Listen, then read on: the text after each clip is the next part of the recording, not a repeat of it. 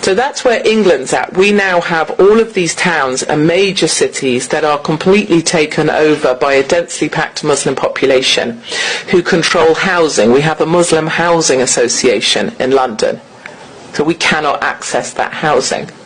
There's a Muslim police association in London. It's not one like you have. You have the pretend Muslim police, don't you? You have the pretend NYPD cars. Ours is real, the Muslim Police Association. And before you know it, you have this dual policing system that starts off, and that's not a good thing to witness. So I'll give you one example.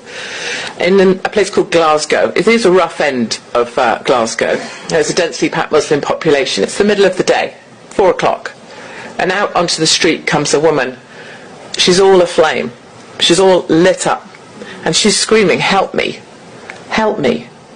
And a guy hears her and he runs out. He's in a garage where he's working. He manages to find water. She's on the grass now, laid down.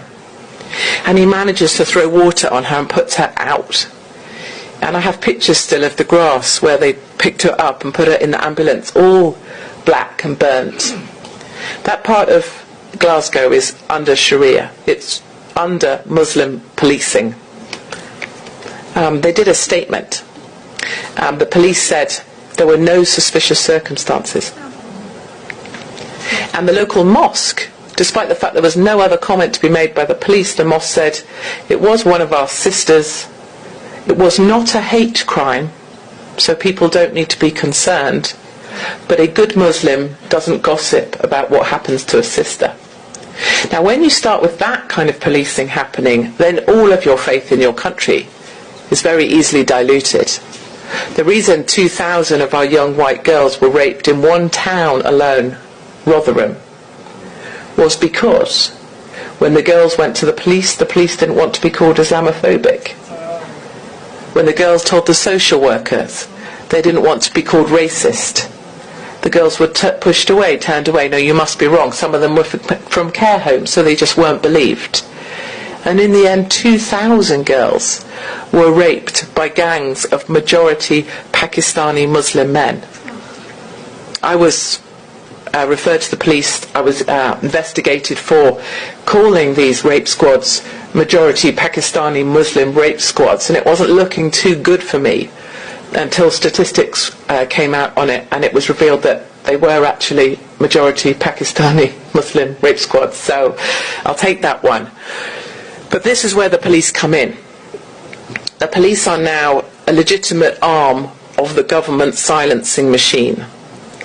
There is a hate crime unit that Sadiq Khan has set up to police Twitter, specifically my Twitter.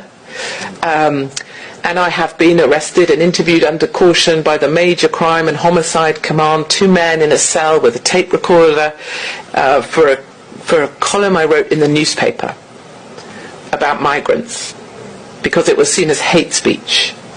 Luckily, that wasn't referred and I got away with that. But they are cracking down fast. My children are referred to social services. So people that are against me or want to shut me up will ring social services about my children.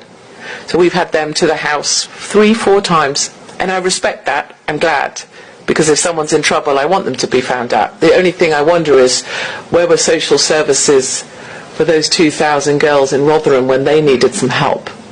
Why is it that it would be believable if it was something to do with me?